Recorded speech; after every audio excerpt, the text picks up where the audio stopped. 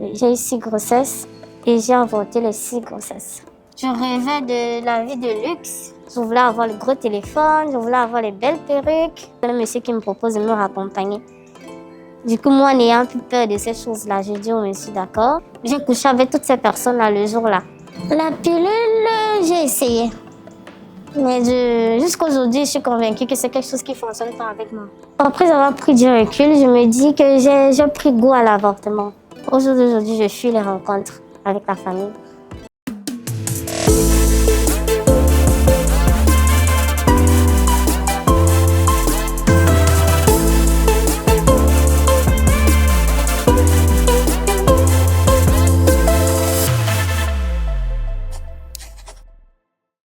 La cupidité est un vice, mais jusqu'où est-on prêt à aller pour le luxe et la vie facile?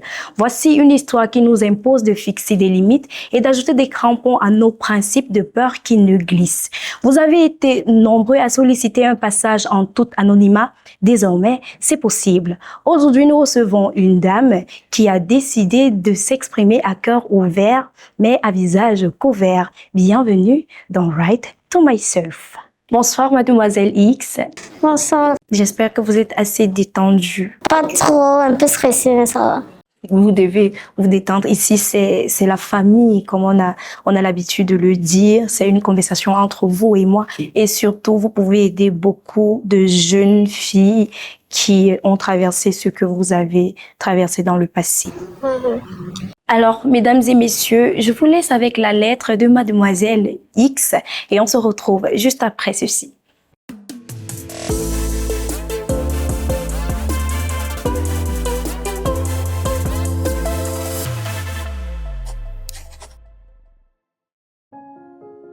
Cher moi d'il y a 10 ans, aujourd'hui j'éprouve le besoin de te parler, de te partager des pensées que je n'aurais jamais cru nécessaires à l'époque. D'abord, sache que la vie est pleine de surprises, pas toujours agréables, mais chacune d'elles t'apprendra quelque chose d'essentiel. Au fil des années, j'ai traversé des épreuves difficiles, y compris la douleur des avortements et la lutte avec mon corps. Ces expériences m'ont laissé des cicatrices et aujourd'hui, elles influencent ma vie de manière que je n'aurais jamais imaginée. Tu es probablement en train de te concentrer sur des rêves et des ambitions qui semblent si lointains. Mais prends un moment pour réfléchir à ce que tu ressens vraiment. Ne laisse pas la pression de la société ou le regard des autres te dicter ta valeur. La fertilité ne définit pas une femme, pas plus que son parcours amoureux. Chaque épreuve que tu traverses est une opportunité de renforcer ta résilience. Je comprends tellement tes peurs et tes doutes concernant l'amour. Le chemin semble parfois semé d'embûches et tu ressens ce vide en toi. Mais il est important de se rappeler que l'amour peut apparaître sous différentes formes. Il pourrait ne pas toujours ressembler à ce que tu imagines, mais cela ne signifie pas qu'il n'existe pas. N'oublie pas de cultiver l'amour pour toi-même. Prends soin de ton esprit et de ton cœur. Cela peut sembler banal, mais il est essentiel d'apprécier qui tu es et ce que tu as accompli jusqu'ici. La guérison prend du temps et sois patiente avec toi-même. Regarde autour de toi. Tu as des personnes qui t'aiment. Ton chemin est unique et bien qu'il puisse être douloureux, il est aussi porteur de lumière. Je veux que tu continues d'avancer avec courage, de ne jamais perdre espoir. Garde en tête que tu es forte et que l'amour, de toutes les formes qu'il peut prendre, est à ta portée.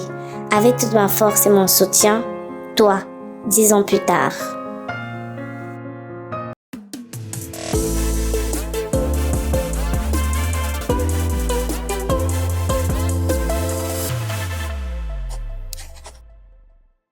Après toutes ces paroles bouleversantes, c'est clair que nous sommes tentés de savoir qu'est-ce que vous avez traversé dans le passé. Alors, est-ce que vous pouvez nous raconter votre histoire? Merci de me donner la parole. J'ai un peu la gorge qui est nouée parce que ce que je m'apprête à vous dire, ce sont des instants noirs dans ma vie. Et c'est pas très évident, mais j'ai décidé d'en parler aujourd'hui. Il faut essayer aussi un peu de me libérer. Donc, mon histoire, elle est compliquée. Tout a commencé il y a quelques années de ça, quand je commençais après la puberté. Donc, je découvrais mon corps, je me sentais femme, j'étais jeune, j'étais belle. Et donc, j'ai commencé à avoir des amis, comme tout le monde. Et ces amis-là, malheureusement, m'ont conduit à faire des choses pas que je ne voulais pas, mais des choses que je n'avais pas imaginé que j'allais pouvoir faire un jour. Donc, j'ai eu des amis, et donc je me suis retrouvée dans ce qu'on appelle la vente de piment. Au Cameroun, c'est comme ça qu'on appelle ça. Mais en gros, c'est la prostitution. Mais sans toutefois te placer en route et appeler les clients. Et donc, ça a commencé comme des blagues. Hein. Non, j'ai une sortie, est-ce que tu peux m'accompagner? Je me retrouve à aller à une soirée et puis il y a des garçons, il y a des filles, il y a des chambres. Et vous vous retrouvez là en train de coucher ensemble. Je peux dire un mot. Hein. Oui, vous pouvez. Vous vous retrouvez en train de coucher ensemble et après, on peut te donner un petit 15 000, on peut te donner un petit 25 000. Et moi, j'avais déjà un problème avant, c'est que j'étais envieuse. J'étais beaucoup envieuse. Aujourd'hui, je n'ai pas honte de le dire. Avant, je n'assumais pas. Mais aujourd'hui, je peux le dire. J'étais envieuse. Je rêvais de la vie de luxe. Je voulais avoir le gros téléphone. Je voulais avoir les belles perruques. Je voulais aller dans les restaurants. Et pour faire tout ça, il faut de l'argent. Maintenant, ce que moi me donnait à la maison, ça ne suffisait pas. Pour moi, ça ne suffisait pas. Ce que mon père me donnait, c'était petit. Donc, il fallait bien que je cherche ailleurs. Donc, quand je me suis rendu compte qu'au bout de 3 soirées comme celle-là, je me retrouve avec 100 000 francs. Je me suis dit, mais s'il suffit juste de donner ton corps pour avoir autant d'argent, ça veut dire que ça, c'est fait pour moi. Je me suis retrouvée dans ça. J'enchaînais les soirées. J'enchaînais aussi les amitiés aussi, il faut le dire. Et donc, je me suis retrouvée dans ce monde-là, comme ça. Et j'ai eu... Je sais pas si j'ai eu 6 grossesses. J'ai eu 6 grossesses et j'ai avorté les 6 grossesses. Donc, les 3 premiers avortements sont bien passés parce que généralement, ces personnes-là, quand vous vous retrouvez, vous couchez ensemble, vous n'utilisez pas forcément un préservatif. Et comme je l'ai dit, j'étais un peu naïve. Donc, tant que je ne tombais pas enceinte, je n'avais pas la puce à l'oreille pour me dire non, il faut te protéger. Et je ne regardais même pas aussi les maladies. Hein. Donc, c'est comme ça que les 3 premières grossesses, je les ai eues. J'ai pu pouvoir les retirer parce que j'ai pu me retourner vers les géniteurs. J'ai demandé quelques sous, ils m'ont donné et j'ai pu avorter tranquillement. Sauf que à la 4e grossesse, c'est là où la vraie descente aux enfers a commencé. Donc, je vais vous raconter. Pour ma 4e grossesse, je me suis retrouvée, une amie m'avait appelée. Non, tu fais quoi? J'ai une soirée ici, ça paye bien, est-ce que tu peux venir? Je lui ai dit, mais bien sûr, tu sais que je suis toujours disponible. C'est comme ça que je me retrouve dans un appartement avec, il y avait plus de 3 ans. Je ne veux pas donner le chiffre exact parce que vous ne pouvez pas. Ne vous inquiétez pas, sur Right to Myself, on ne juge personne. En tout cas, c'était plus de 3 ans. Il y en avait plusieurs. C'était plus de 3 ans. Je me suis retrouvée là et j'ai couché avec toutes ces personnes-là le jour-là. Au final, je suis rentrée, on m'avait donné une somme de, je crois, c'était quelque chose comme 150 000. Du coup, je suis rentrée, j'ai fini de dépenser l'argent, hein, parce qu'ici, il faut préciser un truc, c'est que malheureusement, cet argent-là ne sert pas à grand-chose. C'est-à-dire, tu as l'argent aujourd'hui, tu vas aller manger au restaurant, tu vas partir en boîte de nuit et tout ça va finir. Donc, c'est comme ça que cet argent-là aussi était fini. Sauf que je ne savais pas qu'après ça, je devais tomber enceinte. Et là, je me retrouve enceinte. Je ne sais pas qui contacter parce que même l'ami qui m'avait branché, qui m'avait fait ce branchement-là, on n'était plus trop en contact. Et il y a une règle aussi dans ce milieu, c'est que tu assumes. Tout ce qui se passe, tu dois assumer. Donc, ce qui fait que je me suis rendu compte que je suis enceinte. Je ne connais pas les messieurs en question, vu que c'est via mon ami que j'avais assisté à ça. Donc, je ne connaissais pas directement les personnes, j'avais pas les contacts que comme les 3 dernières grossesses. Donc, ce qui fait que je me retrouve enceinte sans argent parce que bizarrement, je n'avais même pas 500. Mais j'ai envie de dire même 100 francs sur moi, je n'avais pas à cette période. Donc, j'étais fauchée comme une souris et j'avais un enfant, je ne savais pas quoi faire. Donc, dans un premier temps, j'ai décidé de quitter chez moi parce que je voulais pas qu'on remarque et tout mes changements. Je suis allée squatter chez une amie pendant des semaines. Mais pour entrer dans les détails, les premiers jours, je m'en vais là-bas, on reste ensemble, je me bats à trouver de l'argent parce que je me dis que je suis seule, il faut que je trouve de l'argent et ce n'était pas facile. Donc c'est comme ça que je, même des propositions à cette période-là, je n'avais pas. Donc c'est comme ça que finalement, je me retrouve en train de rester chez mon amie. C'est elle qui prenait soin de moi en attendant que je trouve une solution. Mais un jour, j'ai pu avoir un peu de sous et j'ai demandé qu'elle aille m'accompagner. Si elle pouvait connaître quelqu'un qui pouvait m'aider à évacuer. Et là, c'était déjà à plus de 2 semaines. Donc, ma grossesse en soi était déjà à plus d'1 mois. Donc, du coup, c'est comme ça que elle me dit que non, elle connaît un doc là à Tongolo, à Yaoundé. Je lui dis, ok, est-ce qu'il fait ça moins cher? Parce que moi, j'ai pas l'argent. Elle me dit, oui, non, il fait ça moins cher, tu vas rien sentir et tout. Je dis, ok. Du coup, on se retrouve à Tongolo. On entre dans les quartiers, on vit. C'était vraiment pas bordure de route, mais là, j'étais prête à tout. Parce que je me suis dit, avec ça, non seulement je connais pas le père, qu'est-ce qu'on va dire de moi à la maison? Et aussi que le business ne passe pas, je n'ai pas l'argent. Donc, il faut à tout prix que je me débarrasse pour pouvoir subvenir aussi à quelques besoins. Du coup, c'est comme ça qu'on arrive à Tongolo chez le monsieur. Vraiment une maison, une cabane, je vais dire. Parce que ça n'avait rien d'une maison habitée. Du coup, j'arrive, je vois le monsieur en question débraillé, il ne ressemble même pas à un médecin. Du coup, il dit, c'est elle? Mon ami dit, oui, c'est elle. Il dit, ok, donnez-moi quelques minutes. Toi, entre ici. Moi, dans moi. J'entre dans la pièce, je vous dis, c'était une table en bois. Il n'y avait pas de nappe, pas de rien. Il me dit, couche-toi sur la table. Je me suis couchée sur la table. Il entrave un seau de chocolat. Mais ça faisait un guing à l'intérieur. Donc, dès qu'il ouvre ça, c'est les ciseaux, c'est les couteaux, c'est des trucs tranchants, les trucs de l'hôpital. Il me dit, oui, vraiment. Et moi, quand je vois ça, il me dit, ouvre les pieds. Je sais. Il me dit, voilà, maman, tu es venue, tu veux enlever ou tu ne veux pas enlever? Je lui dis, bien sûr que je vais enlever. Il me dit, ok, donc tu bouges pas. Comme ça que je me suis couchée. La douleur, je ne peux pas je ne saurais la décrire. C'était affreusement douloureux. Il a fini de faire ce qu'il avait à faire. Il avait une grosse seringue.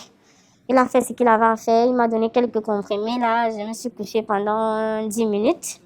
Ensuite, je suis sortie. J'ai retrouvé mon ami qui m'attendait. Il a dit, ok, c'est bon. Il n'y a plus de soucis. Je suis rentrée. Quelques semaines après, je me sentais bien. Donc, les activités ont recommencé. Je continuais à faire ce que je faisais. Je partais à des soirées. Je rencontrais des personnes. Et on finissait ensemble. Et donc, jusqu'ici, je me dis, le pied est passé. Sauf que non. Un beau soir encore, je rentrais d'une des soirées. Mais cette fois-ci, c'était une soirée où je m'amusais juste avec des amis. J'attendais mon taxi.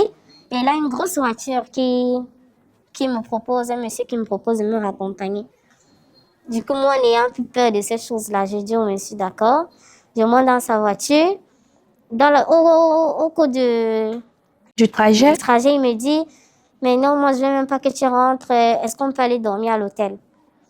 Oui, donc, est-ce que tu as quelque chose pour moi? Il me dit, mais bien sûr. Je dis, ok. Ensemble, nous sommes arrivés à l'hôtel. Il m'a donné l'argent. C'était une somme de 35 000 francs. Alors, j'aimerais comprendre, quand vous dites quelque chose, c'est vous qui fixiez le prix ou alors le client vous donnait en fonction de... Ça peut arriver, si c'est moi qui discute directement avec le client, je peux donner mes prix et puis on discute quoi. C'est un marchand. C'est comme au marché, le tas de mangue c'est 500, non, moi j'ai 300. C'est un peu comme ça que ça se passe. Et si c'est quelqu'un d'autre, parce que vous avez dit si c'est moi, ça veut dire que forcément il y a d'autres personnes qui négociaient pour vous. Comment ça se passe? Tu peux avoir des amis qui font aussi dans ça, qui ont d'autres connaissances, généralement quand même peut-être des personnes qui viennent d'Europe, ils veulent des filles. Du coup, elle essaye de contacter, elle a tout un carnet d'adresses, elle essaye de contacter, est-ce que tu es disponible, il y a telle soirée à Douala ou bien à Bamenda, les trucs comme ça. Non, transport, tout frais payé, ne t'inquiète de rien. Donc, toi, vraiment, ton rôle, c'est juste de te lever, d'arriver là où on t'a demandé d'arriver, de faire ce que tu as fait et de rentrer, c'est tout. Et dans ce cas, qui donne l'argent? C'est la personne qui vous a contacté ou c'est... Là, c'est la personne, si on me contacte, c'est la personne qui m'a contacté qui me donne l'argent. Donc, c'est elle qui gère directement avec le client. Moi, je n'interviens pas. Ok. Et donc, pour revenir à l'histoire, j'arrive avec le monsieur à l'hôtel. Il me donne l'argent. On a fait ce qu'on avait à faire. Je me suis endormie. À peine je me suis endormie, et j'ai pas su à quel moment le monsieur il est parti. Dieu merci, il avait déjà payé la chambre d'hôtel. Hein. Et donc, du coup, il est parti. Bon, moi, vu que j'avais déjà reçu mon argent, je me suis pas inquiétée. Mais je ne savais pas que ce jour-là encore, je venais de concevoir la 5e. Et donc, quelques semaines plus tard, justement, je me rends compte que je vois pas mes règles. Je me dis, mais non, c'est pas possible. Et je tiens à rappeler que tous ces événements, c'est en l'espace de 2 ans. Tous ces avortements-là. Donc, j'avais pas déjà même pris la peine de cicatriser du dernier. Donc, du coup, je me rends compte une fois de plus que je suis enceinte. Je me dis, c'est pas possible, qu'est-ce que je vais faire? Je me dis, bon, si j'ai subi 4 fois et je suis toujours vivante, ça veut dire que je peux encore le faire. Pardon? Et donc, du coup, c'est comme ça que je repars chez mon amie. Quand je vais là-bas, je lui dis que vraiment, comme tu vois là, si j'ai encore le même problème de la dernière fois. Elle aussi, elle me dit que vraiment, non, faut faire attention, tu n'exagères pas et tout. Elle dit que j'ai compris qu'elle ne voulait pas, elle n'allait pas vouloir participer cette fois-ci, il fallait que je me débrouille. Et là, j'avais quand même quelques sous. C'est comme ça que j'ai décidé, on m'a dit que non, tu peux aller quelque part à Melaine là, et puis on te fait ça rapide, ça va. Du coup, je suis partie ce soir-là. J'arrive, je vois le monsieur. Il me dit, est-ce que tu as l'argent? Il dit oui. Je lui donne l'argent. Il m'amène dans un couloir très sombre. Cette fois-ci, c'était vraiment pas dans le cadre que j'avais l'habitude. Donc, je me retrouve dans un couloir, debout. Je n'étais pas couchée, rien du tout. Il a sorti 2 seringues il m'a injecté. Il m'a injecté. Il m'a donné des sachets de comprimés. Que non, il faut boire ça. Après, à 2 heures, tu bois ça. Bref, il y avait vraiment tout un protocole. J'ai pris le comprimé, je suis rentrée. J'ai fait tout ce qu'il m'a dit comme il a dit. Vers 2 heures du matin, je me rends compte que les douleurs ont commencé. Je me réveille aux toilettes, je regarde, je vois quelques gouttes de sang. Je me dis, ah, ça a commencé, Dieu merci. Je m'en vais me coucher. Le matin, je me lève, je ne vois rien. Je me rends compte que ce n'est que les gouttes de sang que j'ai laissées plus tôt, qui sont encore là, mais il n'y a rien n'est sorti. Je panique donc je pars encore sur le monsieur, je lui dis que mais moi je n'ai rien vu. Il me refait la même chose qu'il m'a fait la veille, donc il double la dose, c'est ça. Quand il fait ça, moi je rentre, il me dit que non, cette fois-ci, même si c'est comment l'enfant là ne peut pas résister. Et c'est effectivement ce qui s'est passé. J'ai ressenti comment ça sortait. Sauf que quand la plus grosse partie est sortie, je suis allée me coucher et les douleurs ont commencé. Mal de ventre toute la nuit, j'ai pas dormi. Jusqu'à ce qu'au petit matin, même ma mère à la maison s'inquiétait tellement. Elle me dit, ok, on va aller à l'hôpital. Parce que moi, je lui disais que non, j'ai mal au ventre. Je sais pas ce que c'est, peut-être j'ai mangé un mauvais truc et tout, alors que je savais ce qui se passait. Elle me dit, non, on va aller à l'hôpital, on va voir ce qui se passe. Sauf qu'au moment de me lever, je me rends compte que je n'arrive pas à marcher. Donc, tout le bas du corps, il n'y avait plus moyen. Et c'est là qu'elle décide de me porter sur son dos. On arrive à l'hôpital. On part faire l'échographie en toute urgence. Dès qu'on finit de faire l'écho, le médecin dit allez rapidement, directement, ne tardez même pas, allez directement voir un gynécologue avec ça. C'est comme ça qu'on court vers le gynécologue. Le gynécologue dit mais vous êtes en train d'avorter, madame. Je lui ai dit non, mais non, je ne sais pas ce qui se passe. Peut-être j'ai mangé un mauvais truc. Elle me dit mais non, c'est ça. Et vu qu'il y avait ma mère à côté, donc on comprenait bien que je ne pouvais pas assumer. Je lui dis mais non, ce n'est pas ça. Elle me dit que je te dis que c'est ça. Parce que quand je vois et tout, je fais le toucher, ça c'est un avortement. Et c'est grave, elle m'a un peu fait la morale, quoi. Mais moi, j'ai insisté, j'ai dit à ma mère que, honnêtement, si c'est un avortement, peut-être c'est que moi je ne sais pas, parce que peut-être que c'est une fausse couche. Moi, si mon monsieur aussi s'est mal levé le matin, j'ai vu le sang. Bref, je joue à l'innocente. Et donc, c'est comme ça que ma mère a fini par payer tous mes frais d'hôpitaux. Et je vous dis que ça me faisait vraiment, comment dire, ça m'a touchée. Parce que je me suis dit, la vie que je mène d'ailleurs, mes parents forcément ils sont pas au courant de ça. Mais me voici qui souffre, me voici peut-être que qui est en train de mourir. Et la seule personne qui court dans les couloirs, pour moi, c'est ma mère. Mais je pouvais pas aussi lui dire que, comme tu vois là, moi, voilà ce que j'ai fait et tout. Donc, j'ai préféré rester en mode je ne sais pas trop ce qui se passe. Malgré ça, vous avez continué. Et malgré, après ça, malgré cette étape vraiment qui aurait pu mettre fin à ma carrière, si je veux dire, j'ai pas arrêté. Je suis sortie de l'hôpital, des mois sont passés. Parce qu'il faut aussi savoir que pendant cette période-là aussi, bizarrement, on ne te contacte pas, il n'y a plus de tuyaux, il n'y a plus de soirée, il n'y a plus rien. Mais dès que j'ai guéri, ça a recommencé, les appels. Oh, tu fais quoi ce soir? Est-ce qu'on peut sortir? Et tout, et tout, et tout, et tout, et tout. Et là, j'ai donc chopé la 6e grossesse. Quand je chope la 6e grossesse, je me rends même pas compte que je suis enceinte. Mais c'est juste qu'un jour, en allant me doucher, je ressens une masse au niveau de mon bas-ventre. Et dès que je m'accroupis, comme si je pissais, je ressens quelque chose qui sort. Et là, je vois une boule de sang. Et je me dis, ça c'est quoi? Et je vois donc que, justement, je me rends compte que ça me semble un peu au bout de sang que j'ai eu à voir dans le passé. Je me rends compte que ça, c'est un enfant, en fait, que j'ai perdu. Et là, je suis allée à l'hôpital. On m'a clairement fait comprendre que, effectivement, c'était une fausse couche. Et depuis ce jour-là, je n'ai plus jamais conçu. Je n'ai plus jamais conçu. Au jour d'aujourd'hui, j'ai arrêté cette vie-là, bien sûr. J'ai trouvé un homme qui m'aime et que j'aime aussi. Aujourd'hui, je suis mariée. Je vis avec un homme. On s'est rencontrés il y a de cela à peu près 3 ans et demi. C'était le coup de foudre entre nous. Et il a fait ce qu'il fallait. Donc, il a vu mes parents. Ça a abouti au mariage. Mais je n'ai plus jamais conçu. Et ça, moi, c'est vrai que moi, je lui ai fait comprendre que peut-être j'étais pas encore prête. Mais moi, intérieurement, je sais que je ne peux plus concevoir. Du moins, je n'ai plus jamais eu l'occasion d'avoir un enfant. Par contre, j'ai essayé, mais ça n'a jamais marché. Même avec lui, ça fait 3 ans que nous sommes mariés. Ma belle famille aujourd'hui se pose des questions. J'entends des murmures. Mais ta femme, qu'est-ce qui se passe? Pourquoi elle n'arrive pas à concevoir?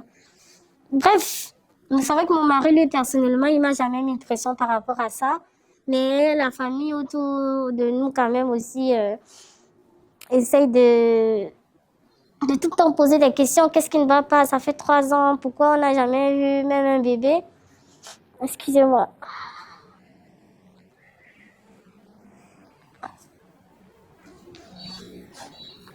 Du coup, il se demande pourquoi on n'a jamais vu même un bébé.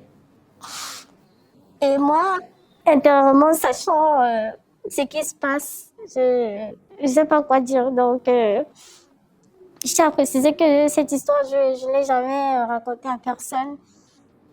Et je pense même que c'est pour ça que j'ai voulu être masquée, parce que je veux pas qu'on... Je veux bien édifier d'autres jeunes filles comme moi, mais je veux pas qu'on me reconnaisse, parce que j'ai terriblement honte de ce que j'ai fait. Et aujourd'hui, ça me coûte cher, parce que malgré tout ce que j'ai essayé de faire, que ce soit d'aller voir des médecins, traditionnel, tout ça, ça n'a jamais fonctionné. Et donc aujourd'hui, je suis perdue. Je sais pas quoi dire à mon mari. Je sais pas si j'aurai le courage de lui dire même ça un jour. Je sais pas. Comment est-ce que ça va commencer pour que je lui dise que, voilà, comme tu vois, aujourd'hui, si je peux pas te donner d'enfant, c'est parce que j'ai fait ci ou ça quand j'étais plus jeune. Donc, en gros, c'est un peu ça.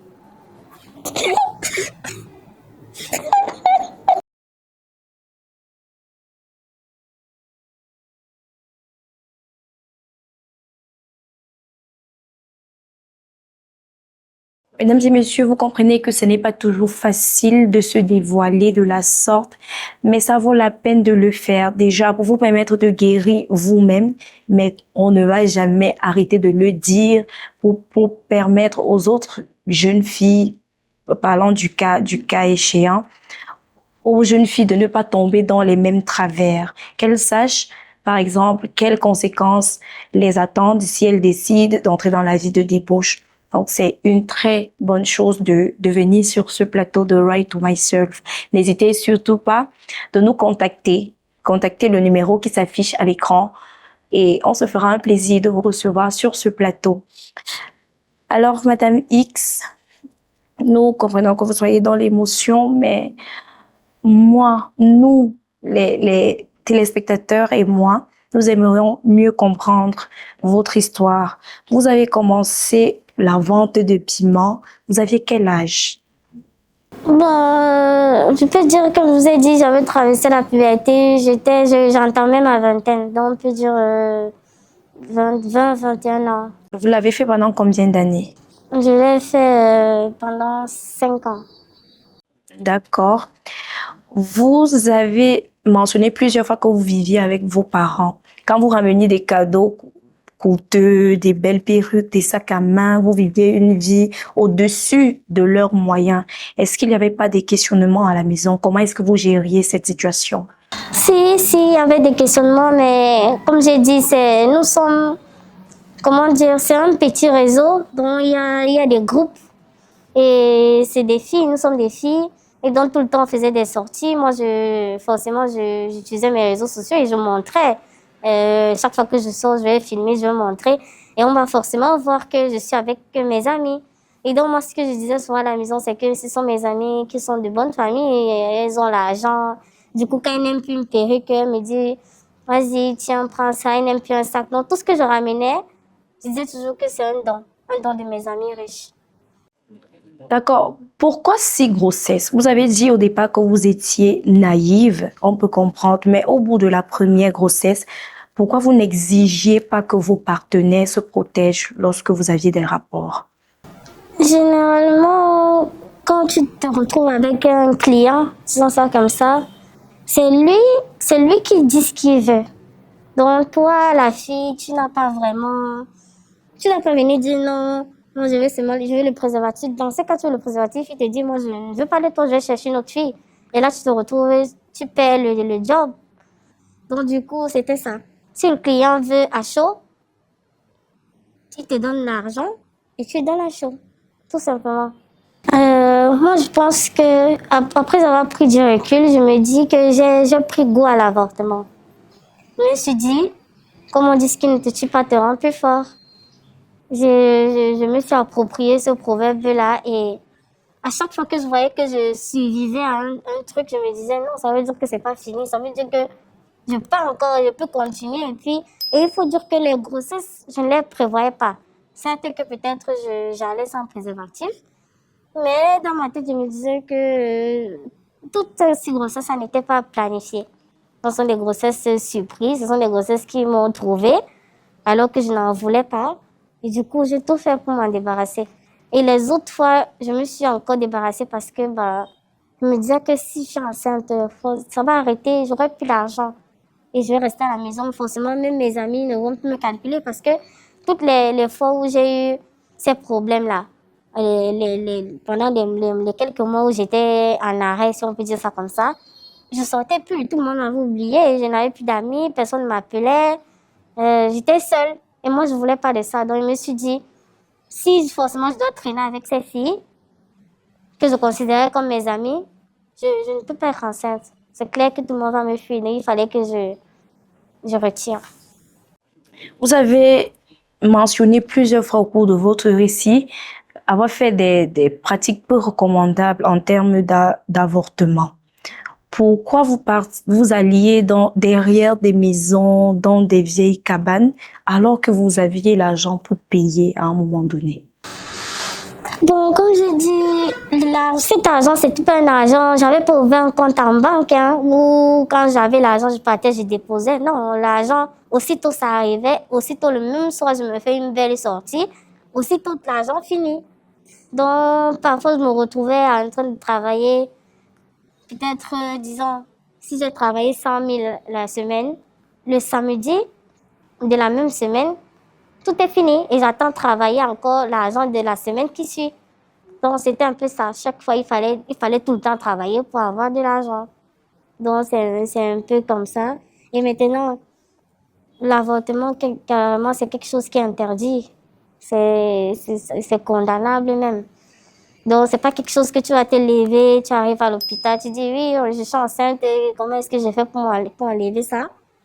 Et qu'on va te recevoir les bras ouverts. Donc, il faut toujours passer par des canaux officieux, si on peut dire ça comme ça, pour pouvoir trouver la personne qui va vouloir te faire ça. Et c'est comme ça que je me suis retrouvée à aller, justement. Je me suis retrouvée dans des endroits vraiment insolites pour pouvoir avorter. Madame X, 6 grossesses, 5 avortements. Est-ce que cela ne révèle pas votre incapacité à savoir compter votre cycle? Savez-vous compter votre cycle? Aujourd'hui, oui, je vais répondre que oui, je sais compter mon cycle, mais au début, c'était pas ça. Les 3 premières grossesses, par exemple, et il y avait de la naïveté, donc je n'étais vraiment pas cette jeune fille-là qui va venir cocher les dates sur son calendrier parce qu'il y avait les applications et tout aussi, c'était pas encore trop développé comme aujourd'hui. Donc le calendrier et tout ça, je n'y prêtais pas attention. Je laissais le vent m'emporter. Mais après, au bout de la 4e grossesse, je peux dire que celles qui ont suivi, les conceptions qui ont suivi étaient dues à la pression aussi des partenaires que je rencontrais. Parce que, comme je vous l'ai dit, s'ils voulaient à chaud, j'étais obligée de donner à chaud. Sauf que maintenant, quand tu as déjà conçu, c'est fait. Hein. Il n'y a plus de retour en arrière. Alors, à partir de la 4e grossesse, vous saviez compter votre cycle. Ça veut dire que vous savez, nous, les femmes, on sait que voici, je suis en train de faire l'amour dans une période délicate. Quand vous reveniez de là, pourquoi est-ce que vous ne preniez pas des pilules et toutes les méthodes contraceptives que l'on a? La pilule, j'ai essayé. Mais jusqu'à aujourd'hui, je suis convaincue que c'est quelque chose qui ne fonctionne pas avec moi. Parce que malgré le fait que j'ai pu boire une pilule, c'est vrai que c'était pas la pilule la plus chère sur le marché. Donc, je me dis encore que peut-être c'est pour ça que j'ai quand même réussi à concevoir. Parce que peut-être c'est parce que c'était moins cher le vrac. J'en ai pris, mais ça n'a pas fonctionné avec moi. Aujourd'hui, vous êtes sortie de là, vous êtes même l'épouse de quelqu'un. Quel a été l'événement majeur qui vous a amené à sortir de cette vie de débauche? Je sais pas si je suis prête à en parler ouvertement. Si vous êtes là, c'est parce que vous êtes prête à répondre à toutes nos questions. En gros, ce qui m'a donné, c'est qu'il l'étincelle que j'ai eue, qui m'a poussé à me dire que cette vie-là n'était plus faite pour moi. C'est lorsqu'un jour, on m'a branché avec un client, un monsieur, il sortait de l'Europe. Il venait au Cameroun pour 2 semaines et il voulait des filles, pas une seule des filles. Mais sauf que lui, chacun avait ses jours de passage, si vous voulez. Et donc, du coup, je me suis retrouvée avec le monsieur. Au début de la conversation, il me disait que non, franchement, je suis un diable, j'espère que tu vas pouvoir supporter. Moi, je me suis dit que non, peut-être que ce sont des paroles que pour me chauffer, quoi. Je me suis dit ça. Mais il insistait vraiment beaucoup que non, vraiment, moi, je suis vraiment quelqu'un de très bizarre, j'ai des envies bizarres. Et puis moi, je me suis dit, mais qu'est-ce que j'ai pas encore fait? Que celui-ci va me faire, et puis il me fuit. Donc, moi aussi, par message, on causait par message avant qu'il ne soit là. Et moi aussi, je disais, mais non, vraiment, moi aussi, je suis prête à tout, ne t'inquiète pas, je supporte tout, tu peux faire tout ce que tu veux avec moi. Sauf que je ne savais pas vraiment de quoi il s'agissait. Et donc, je me suis retrouvée chez le monsieur. On a commencé à s'embrasser naturellement. Et donc, pendant qu'on a commencé l'acte sexuel, il a posé ses deux mains sur mon cou. Jusqu'ici, je me suis dit, ça m'est déjà arrivé qu'on tire les cheveux et tout, qu'on mette la main sur le cou. Mais je me rends compte que plus il appuie fort, plus il se rend compte que j'ai de l'incapacité à respirer, plus lui, il est en train de prendre son plaisir. Et c'est là où je commence à tapoter que non, en fait, là, je n'arrive plus à respirer. Et là, il me dit, non. Enfin, il me dit, non, est-ce que tu aimes ça? Bref, il ne prêtait pas attention à mes, comment dire? Vos cris, vos supplications. Oui, oui, parce que je suis fière. Je lui disais, oui, tu me fais mal et tout. Il ne m'écoutait même plus. Et là, je vous dis, j'ai vu la mort. J'ai même pas vu la mort lors de mes avortements, mais ce jour-là, précisément, j'ai senti mon esprit quitter de mon corps. Parce qu'il appuyait vraiment fort. Donc, limite, il était en train de vouloir me tuer. Et donc, c'est là que j'ai réussi avec mon pied à botter, vu qu'il était sur moi. Donc, du coup, j'ai pu le botter entre ses jambes. C'est ce qui a fait en sorte qu'il décolle un peu ses bras de mon cou. Et je l'ai poussé et j'ai pris mes affaires. Je suis sortie en courant. Et c'est quand je suis rentrée de là, je me rappelle, je pleurais dans le taxi, j'étais en larmes. Et puis, je me suis dit, est-ce que c'est vraiment ce que je veux? J'avais vécu des trucs avant, mais de là à ce que quelqu'un me tue ou bien que je vois la mort comme ça venir, je me suis dit non, je ne peux pas continuer comme ça. Et c'est ce jour-là que... Et j'étais sortie de là sans l'argent en plus. Donc, il ne m'a pas donné d'argent, j'ai rien attendu en retour, je suis sortie. Tout ce que je voulais, c'était sauver ma vie. Et c'est après ça que j'ai eu le déclic. Je me suis dit, c'est pas ça que je veux pour moi et c'est bon, j'ai arrêté tout.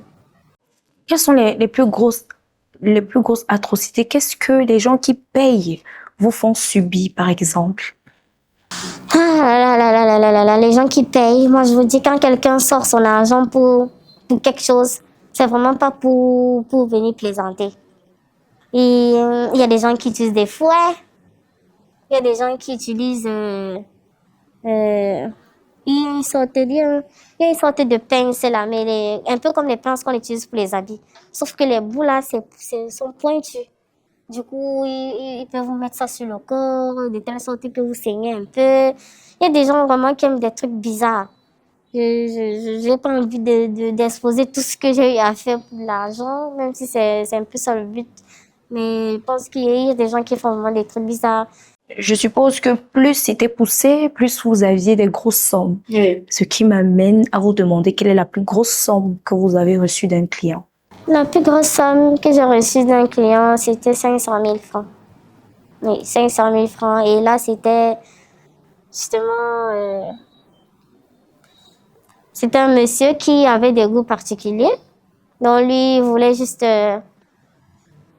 il avait sa pièce à lui, où il s'assoit, et tous ses employés. Donc, le jardinier, la ménagère, bref, tous ces employés doivent prendre du plaisir avec vous. Lui, il vous observe, Et lui vous observe, tout simplement. tout simplement. Dieu merci, vous êtes sorti de là. Et comme je l'ai dit, vous êtes la femme de quelqu'un. Comment est-ce que ça se passe en ménage? Comment est votre mari? Racontez-nous votre vie de couple. Alors, si on m'avait dit au jour d'aujourd'hui que j'allais être mariée, avec tout ce que j'ai vécu, je vous dis, je n'aurais jamais cru. Parce que après l'événement, on a failli me tuer. Je me suis dit, c'est fini pour moi. Personne ne voudra plus de moi. Et j'ai donc eu la chance de rencontrer mon mari qui, à qui j'ai essayé d'expliquer légèrement ce que j'ai eu à faire dans ma jeunesse, on va dire ça comme ça, et qui a compris et qui, malgré tout ça, a quand même voulu de moi comme femme. Et aujourd'hui, nous sommes mariés, peut-être certes sans enfants, mais on s'aime, il m'aime, je sais qu'il m'aime et moi aussi je l'aime à la folie. Vous vivez cette situation, justement votre cas d'infertilité. Il ne sait pas que vous l'êtes. Oui, je ne lui ai jamais dit. Est-ce qu'il y a une sorte de tension dans la maison? Si, ça arrive. Parfois, je me souviens, on a fait une sortie une fois et on était au restaurant, un brunch, un dimanche. Et puis, vu qu'il y a certains parents qui viennent avec des enfants, donc du coup, il y a des enfants qui jouent et tout, et puis il y a une petite fille, une petite au bas âge là, qui en courant est venue à ses pieds. Et ça grippé et tout. Du coup, moi, j'ai vu dans son regard, peut-être qu'il m'a pas dit directement, mais j'ai vu que c'est quelque chose qui lui aussi, qu'il veut aussi. Et du coup, ça a plombé l'ambiance. Donc, c'est vrai qu'il y a des moments où il y a des scènes comme ça qui nous rappellent qu'effectivement, on n'a pas d'enfant. Et moi qui me mets particulièrement mal à l'aise, parfois, je m'éclipse même pour pleurer un peu. Parce que je sais que je suis pas capable et ça, je peux pas le lui dire. Parce que je ne sais pas comment il va faire. Et peut-être qu'il va demander le divorce. Peut-être qu'il voudra plus de moi. Donc, actuellement, je surfe vraiment sur le fait qu'il ne sache pas. Et moi aussi, je profite pour jouer un peu à la naïve. Que non, je ne sais pas pourquoi j'arrive pas à concevoir. Mais je vous le dis, je ne sais pas si je serai capable de lui dire un jour que je peux pas lui faire l'enfant. Je me vois même pas le lui dire parce que je sais qu'il va être brisé et moi aussi. Excusez-moi, est-ce que vous-même vous voulez être maman? Est-ce qu'il y a des moments où vous ressentez le besoin de tenir un enfant? Si oui, dans ces cas-là, comment est-ce que vous vous sentez? La vérité, c'est que je ressens le besoin d'avoir des enfants, mais j'ai développé comme un mécanisme, c'est-à-dire à chaque fois que l'envie même d'avoir un enfant vient dans ma tête, automatiquement, il y a la petite voix qui me dit, mais c'est toi qui as voulu ça, avec tout ce que tu as fait, donc tu ne mérites même pas en fait d'avoir les enfants. Et aussitôt, je me ressaisis, je me dis que peut-être c'est ça mon destin, peut-être que c'est le prix à payer, peut-être que voilà, je mérite tout simplement. Vous avez mentionné dans votre récit et même dans votre lettre que la belle famille vous mettait la pression. À quel point cette pression est-elle poussée? C'est poussé pour on me lance des pics. Hein. Clairement, dès qu'on me voit, oh, tu dis que tu accouches quand, oh, toi ton ventre ne pousse même pas et tout. C'est vraiment les petites pics.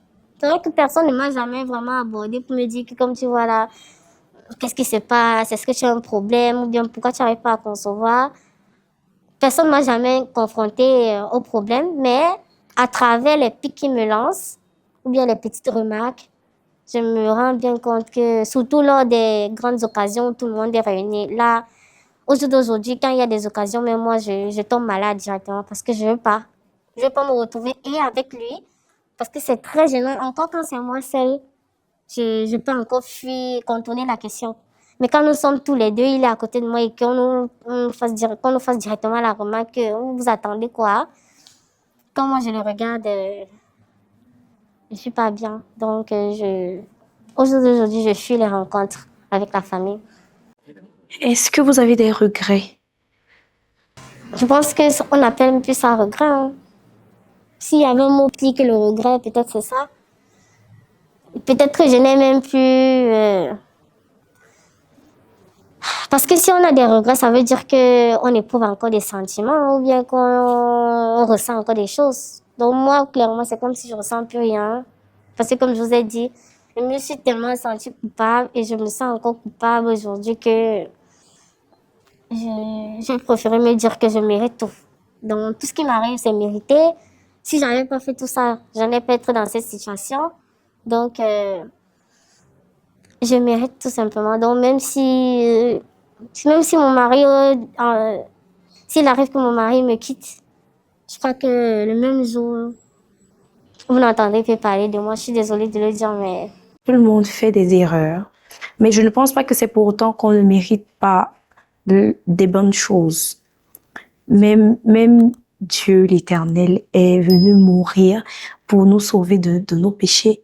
Ça veut dire que même lui, il sait qu'on a droit à la rédemption, on a droit à une seconde chance. Donc, vous méritez tout ce qui vous arrive de positif aujourd'hui.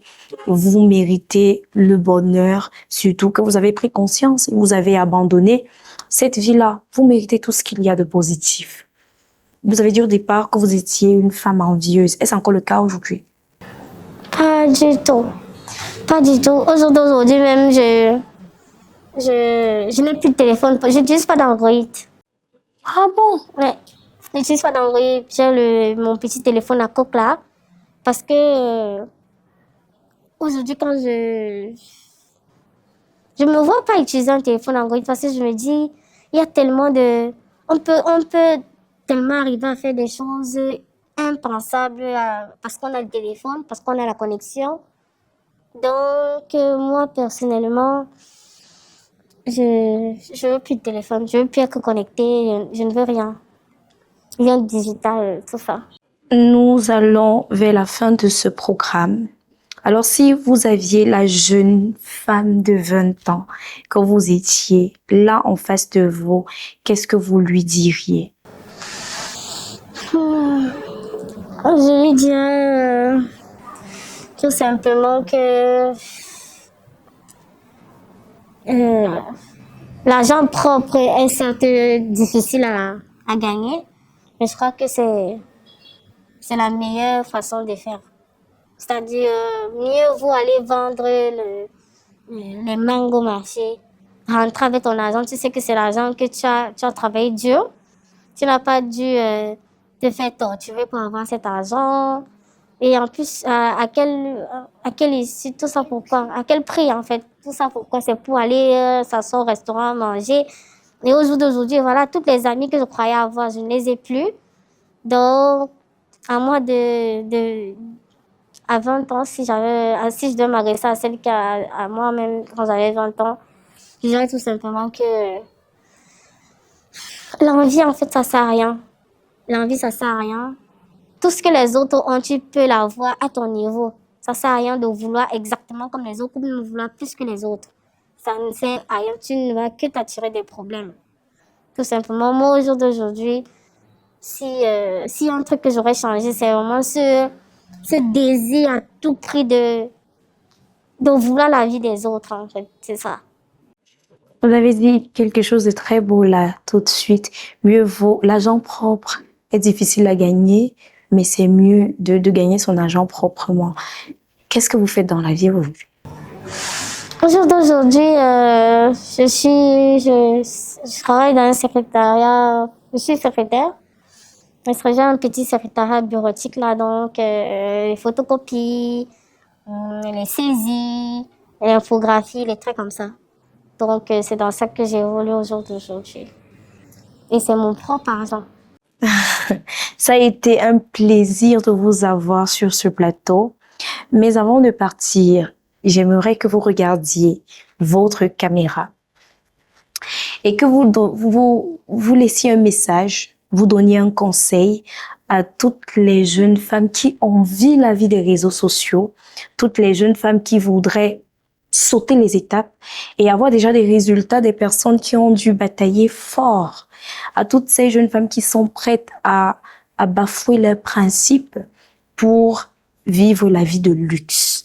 Quel conseil, vous qui êtes passé par là et avez connu toutes les conséquences de cette vie, quel conseil leur donneriez-vous ce soir?